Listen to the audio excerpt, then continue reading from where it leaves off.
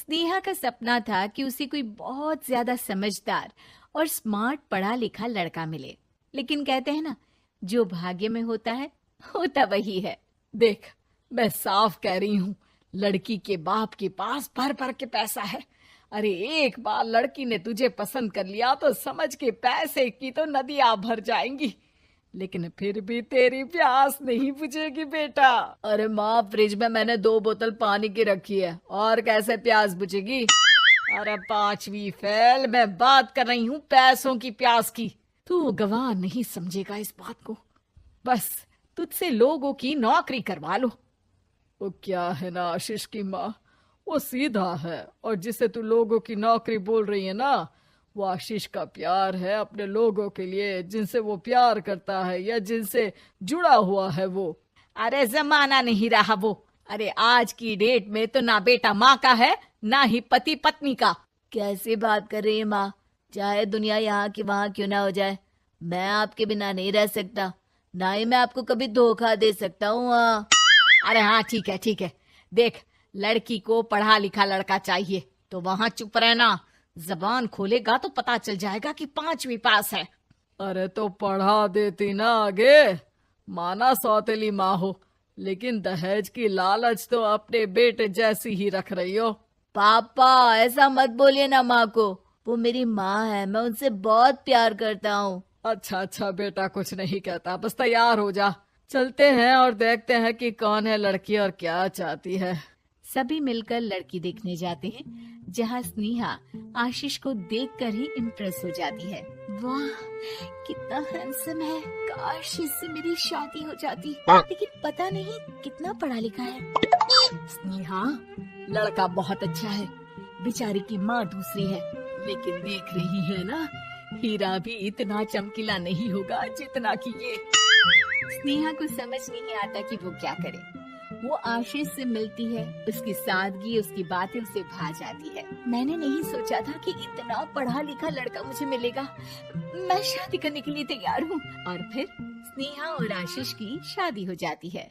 शादी के बाद सासू माँ कहती है, अरे बेटा, वो तेरे जेवर मुझे दे दे, मैं संभाल कर रख दूंगी। स्नेहा, जो कि खुद भी एक समझदार लड़की थी, नहीं नहीं, मैं अपने जेवर नहीं दूंगी।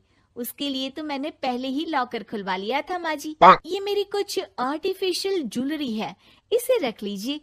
वैसे मेरी अलमारी में जगह नहीं है ना। सास बेचारी नई नई बहू से क्या उलझती।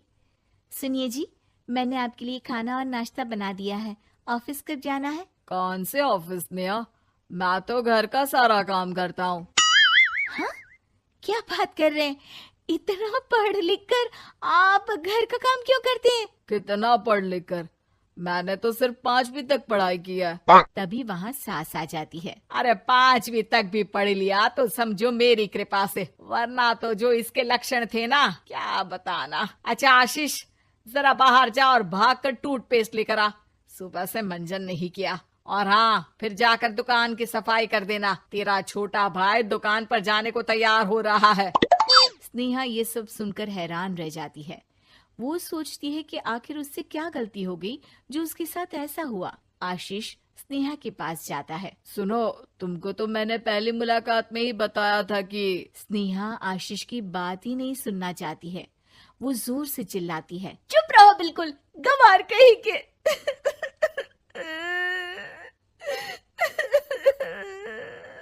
कितना बड़ा धोखा हो गया मेरे साथ। अब मैं इस घर में नहीं रह सकती। प्लीज ऐसी बात मत करो, मेरी पत्नी हो तुम, जैसे बोलोगी मैं वैसा करूंगा। मैं कोशिश करूंगा बाहर जाकर कोई काम ढूंढ लूं, पर प्लीज मत जाओ। चुप रहो गंवार कहीं के, मैं तुम्हारे जैसी की बीवी हो ही नहीं सकती।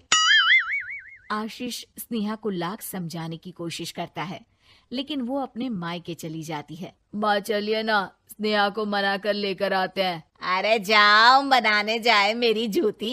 इतना घमंड, जैसे कलेक्टर हो कहीं की महारानी। अरे मैं तो तुझे कहूंगी कि तू भी भूल जा, हमने नहीं भगाया, खुद ही तो गई है। माँ वो बीवी है मेरी, मैं प्यार करता हूँ उससे, मैं जा रहा हूँ उसे लेने। वहीं स्नेहा के घर पर, माँ वो तो कुछ काम ही नहीं करता, घर का नौकर है, 5वीं पास।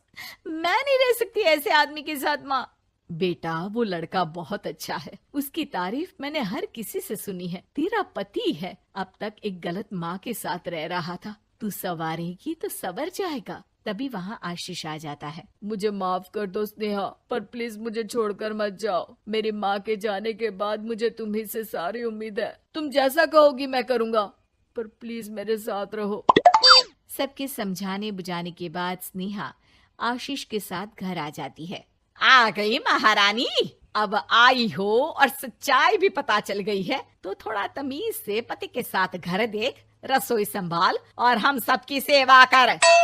देखो, मैं अब इस घर में बंटवारा चाहती हूँ। जो मेरे पति का हिस्सा है वो उसे मिले और वो आज से कोई काम नहीं करेंगे। हिस्सा ले लो, लेकिन कमाओगे क्या, खाओगे क्या, धूल मिट्टी। अरे तेरा पति किसी काम का नहीं है, वो तो मेरा बेटा कमा रहा है तो 2 रोटी मिल जाती है इसे। तभी वहाँ स्नेहा के ससुर आ जाते हैं। मैंने एक बंद फैक्ट्री को पहले ही आशीष के नाम कर दिया है और घर के 2 तल्ले में 1 तल्ला ले लो। मैं तो आशीष के पास रहूंगा, वकील थोड़ी देर में आता ही होगा। अरे जाओ जाओ, 2 दिन में भूख से तड़प कर सब वापस आ जाओगे। बढ़िया आई बहू बेटे वाली। फिर क्या था, स्नेहा आशीष के साथ मिलकर बंद फैक्ट्री को खोलती है और मन लगाकर काम करती है। दोनों की मेहनत रंग लाती है और आशीष अपनी मेहनत से एक सफल बिजनेसमैन बन जाता है। लेकिन एक दिन, अरे बहू बेटा आशीष, मुझे माफ कर दो, मैं भी अब तुम लोगों के साथ रहना चाहती हूँ। इस कमबख्त ने तो दुकान का बेड़ा गर्क कर दिया। वो तो आशीष था जो सारा दुकान का काम संभालता था। बेटा हमारे पास तो अब खाने को भी नहीं बचा। माँ जी, इसे कर्म के फल कहते हैं। खैर, खाना है तो आपको और आपके बेटे को काम करना पड़ेगा, समझी? हे भगवान, अब ये दिन आ गए हैं कि बहू के साथ रहने के लिए मुझे काम करना पड़ेगा। बेटा आशीष, तू ही समझाना अपनी बीवी को। पता है ना मैंने तुझे कितने प्यार से पाला है। हाँ माँ, वो तो ऐसे ही बोल रही है आपको। अरे घर में कामकाज के लिए बहुत सारे नौकर चाकर है, आप आराम से रहिए माँ। स्नेहा आशीष का अच्छा और सरल सच्चा व्यवहार देखकर मन ही मन सोचती है, मेरा पति गवार ही सही, लेकिन दुनिया का सबसे अच्छा इंसान है।